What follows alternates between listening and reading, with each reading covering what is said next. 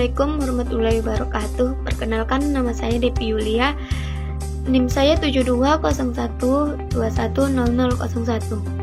Saya di sini membawakan materi keempat, yaitu konsep dan struktur kepemimpinan dalam masyarakat. Konsep kepemimpinan dalam masyarakat ada beberapa konsep. Yang pertama, kepemimpinan sebagai fokus proses kelompok. Yang kedua, kepemimpinan sebagai bentuk persuasi. Yang ketiga, kepemimpinan sebagai alat mencapai tujuan. Yang keempat, kepemimpinan sebagai suatu kepribadian. Yang kelima, kepemimpinan sebagai tindakan atau tingkah laku. Di sini ada tujuan kepemimpinan dalam masyarakat. Yang pertama, mencapai tujuan. Kepemimpinan merupakan sebuah hal yang dibutuhkan dalam masyarakat sebagai tujuan dapat tercapai. Yang kedua, memotivasi masyarakat. Untuk masyarakat agar bisa memotivasi melakukan sebuah hal dengan baik dan memaksimalkan kemampuan. Di sini ada studi kasus permasalahan konsep dan struktur kepemimpinan dalam masyarakat Jawa. Yang pertama itu pendahuluan. Untuk mempertegas permasalahan, maka struktur masyarakat Jawa coba didekati dengan membaginya menjadi struktur masyarakat Jawa lama atau tradisional dan struktur masyarakat Jawa modern. Menurut Purga, tingkatan dalam struktur masyarakat Jawa tradisional adalah raja kepala provinsi atau setingkat bupati pada masa sekarang, kepala desa, penduduk desa atau orang kebanyakan. Tingkatan ini digunakan walaupun untuk saat sekarang sudah telah berubah karena diduga pengaruhnya masih ada. Dengan menduga bahwa masyarakat desa masih dipengaruhi oleh struktur masyarakat tradisional, maka digunakan pemikiran tujuan negara untuk menganalisisnya karena kerangka pemikirannya membedakan antara lembaga yang mencirikan struktur masyarakat tradisional dan organisasi yang mencirikan struktur masyarakat modern. Tingkatan dalam struktur masyarakat Jawa modern adalah presiden, gubernur, bupati, camat, kepala desa, dan penduduk desa. Dengan berubahnya struktur masyarakat Jawa sekarang ini, ingin dilihat apakah organisasi modern yang dikemukakan oleh Etienne Feydeau dapat ditemukan dalam masyarakat di pedesaan Jawa. Untuk itu, kerangka pemikiran Etienne digunakan sebagai alat penganalisa. Di sini ada dalam kerangka pemikiran teoritis. Apa itu kerangka pemikiran teoritis? Di sini dalam artikel ini sebagaimana dikemukakan sebelumnya menggunakan pemikiran negara untuk menganalisa masyarakat desa yang masih dipengaruhi oleh struktur masyarakat tradisional.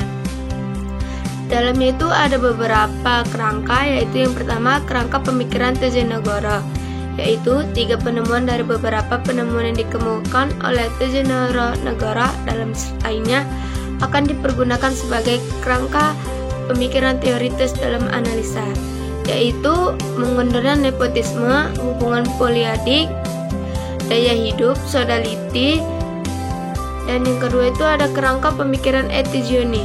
Apa itu kerangka pemikiran Etienne itu? Yaitu Etienne mengemukakan pemikirannya dengan meninjau jenis kekuasaan yang diterapkan dan keterlibatan peserta dalam suatu masyarakat dalam bentuk tipologi. Di sini ada beberapa tipe. Di sini ada tipe 1 paksaan menarik, yang kedua itu tipe kelima itu imbalan pamrih, yang ke tipe 9 itu normatif moral. Ada analisa teori dan fakta. Berdasarkan pemikiran negara Etienne untuk menganalisa masyarakat dan kepemimpinan di pedesaan Jawa sebagai berikut. Yang pertama itu A. Mengendalikan nepotisme. Negara dalam penelitiannya di desa Kendal atau Jateng dan di desa Cibadak atau Jawa Barat pada tahun 1974 sampai 1975 menemukan adanya pengendalian nepotisme di kalangan pimpinan desa. Yang itu penemuan ini dicoba untuk diuji dengan kenyataan-kenyataan yang ada dari daerah lain di Jawa. Hasil penelitian yang dilakukan oleh Universitas Satya Wacana adalah sebagai berikut. Lurah sebagai pemimpin formal dalam tugasnya secara hierarki lebih giat dalam merealisasikan program-program yang diinstruksikan dari atas, dan sebagai pemimpin informal ia harus lebih banyak mengembangkan inisiatifnya sendiri untuk memajukan di desanya pimpinannya, antara lain dalam hal pendirian madrasah dan perbaikan masjid. Yang kesini paragraf kedua ini pada kasus di atas Ini terlihat bahwa di antara para pamong desa hanya 2 pamong, yaitu Modin dan Bayan. Kalian lihat di sini ada skema hubungan perkerabatan dan non perkerabatan antara pamong desa, yaitu hubungan poliadik. Apa itu hubungan poliadik?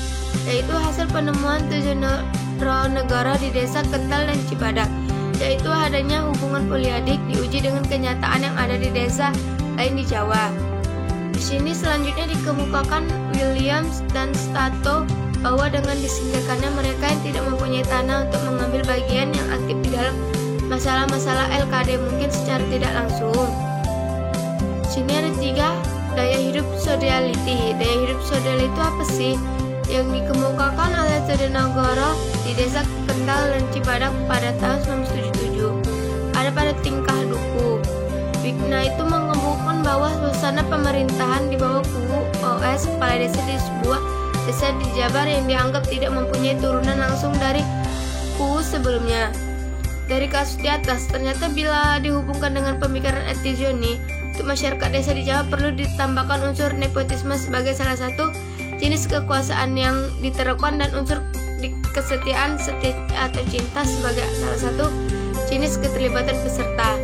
Di sini dengan pemikiran Etizoni yang berlandaskan pada masyarakat modern telah tereaksi berdasarkan kenyataan yang ada pada masyarakat di Jawa.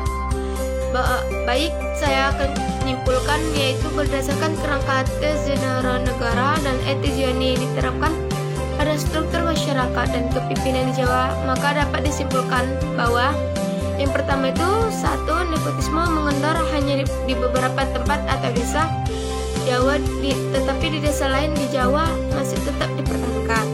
Yang kedua itu adanya gejala bahwa kelompok masyarakat yang paling lemah di pedesaan disingkirkan dari kelompok kerjasama desa. Yang ketiga itu daya hidup sosiality masih dapat ditemukan di tingkat desa. 4. Tipe konkren untuk pedesaan Jawa adalah tipe nepotisme setia yang dapat ditemukan pada desa-desa tertentu. Baik, dari situ sekian presentasi saya dari materi keempat. Kurang lebihnya saya minta maaf. Assalamualaikum warahmatullahi wabarakatuh.